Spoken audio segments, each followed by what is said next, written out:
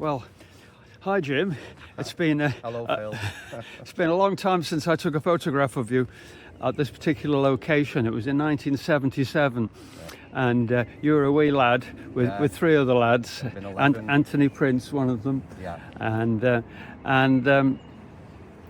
And I've been taking photographs of people I found that I took in the 70s, and you're the latest one of my finds. I keep seeing these photos appearing in the evening news and online. Right, good.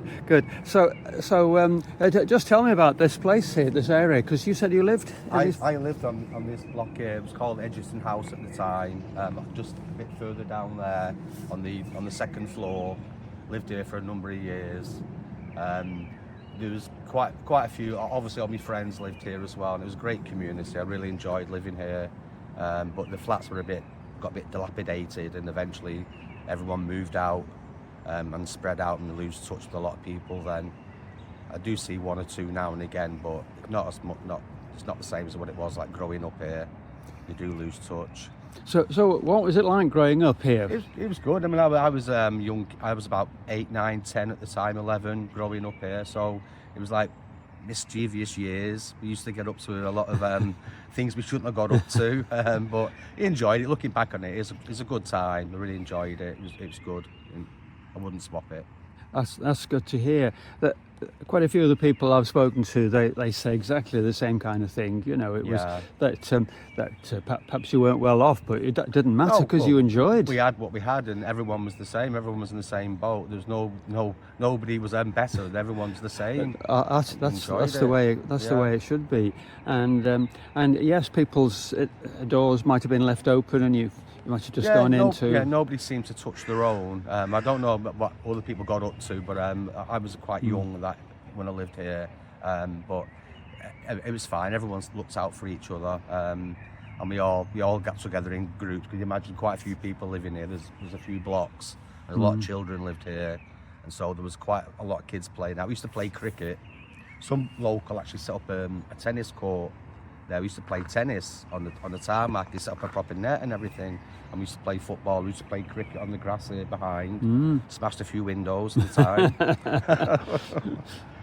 Okay, yes. This is not going on Crime Watch. No, that's all right. No. And what school did you go to? I went to Egerton High School, which just over there. It's a new school at the time. It's actually been pulled down. It didn't last that long. And high school I went to was Ordsall High, near Trafford Road, the other side of Ordsall. Right, good. And did you go to the Cross Lane Fairground? I did. I used to go there quite regular. Yeah. Because one of my photographs of Julie Linney, when she was Julie Crossley, then there's one of my pictures, and I found out recently, I think because you said this, that's your sister. Two of my sisters are on the photograph with Julie, both my sisters. Right. Yeah. Well, as may have said, I'm putting together a new book at the moment, and so I'm trying to get a few update pictures like this one, and also I'll put a few names in that I've sort of gathered from you and Tony Flynn. There we go. Yeah. So you've known Tony Flynn a while. I've seen him online, doing on YouTube, and the odd thing he used to put on SALFORD online. I think he used to be on. That's right. I've seen quite a few because I do look into like local history, so I do bump into his name quite regular. See him and watched his videos, like the one about Cock Robin Bridge and on YouTube and things like that. Right, good. So have you been watching some of his Wednesday afternoon podcasts at the Lads Club? No, I haven't actually. What are they on? Well, that's on. If you go on Salford Media, right, you'll find it. He did one last week, and there was a photographer friend of mine called Martin O'Neill, and a sort of a stand-up comedian poet called, of all names, Thick Richard, Matt Thick Richard. So it's quite good to listen to. I haven't come across that. I do look on it. Yeah, it's Salford. It's not the one I said. It's Salford Online, is it?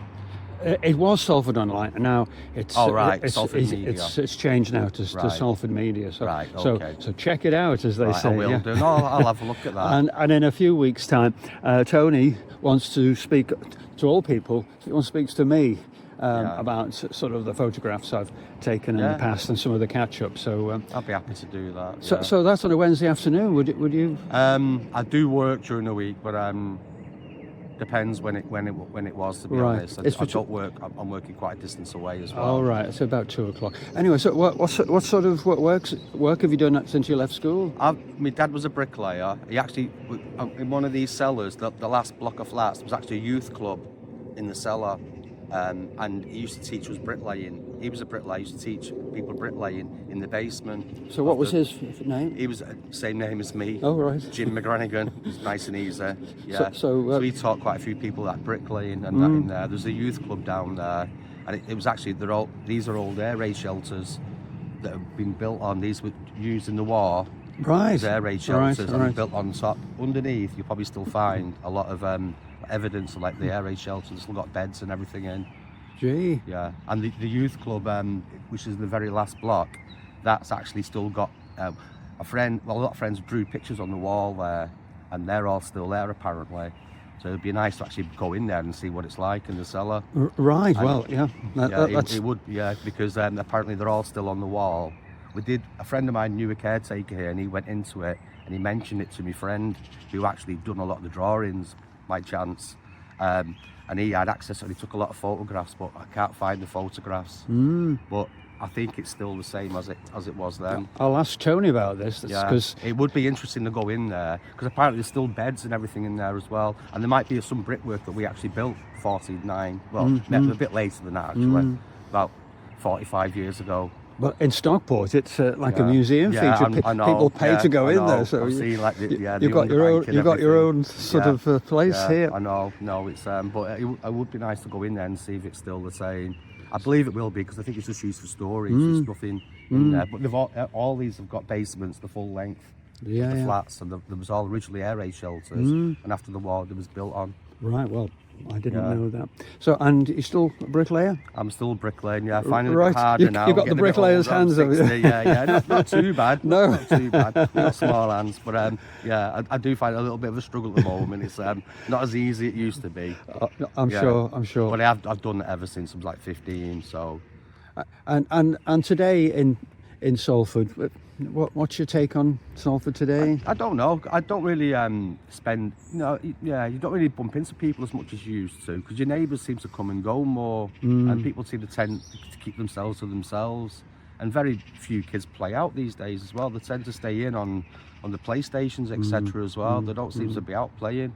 In fact, where I live now, the kids used to get told off for playing out, making noise, and I never got that here.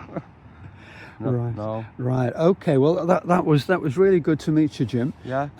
Thank you for doing this interview. I'm going to take a photograph now to try and replicate what we did in '77. Do you know where it was? I do. Well, I'm going to go by your information. Yeah. So there we go. So thank you again. Cheers. Bye. Thank you, Phil. Okay, Jim. So we've got the photograph, and we're at the exact spot now. Can you just point a few things out, please? Yeah. This is the old school. An old school. That was Mount Carmel School. That's knocked down. That's obscuring them flats there. So that was knocked down probably a couple of years maybe after this photograph was taken, and that's that block there. And straight ahead, they're they were called the Dales. They're across Regent Road. They've gone now. That's where Sainsbury's is now, and the retail park. Yeah. This is the Globe pub. That's gone now. That's a petrol station. That's just straight ahead from where we are now. And that's obviously where we're standing now. Or this area is where they're obviously collecting for the bonfire. Right. Good. Okay. Right. Well. Okay. Thanks, Jim. Let's take the photograph now. Okay.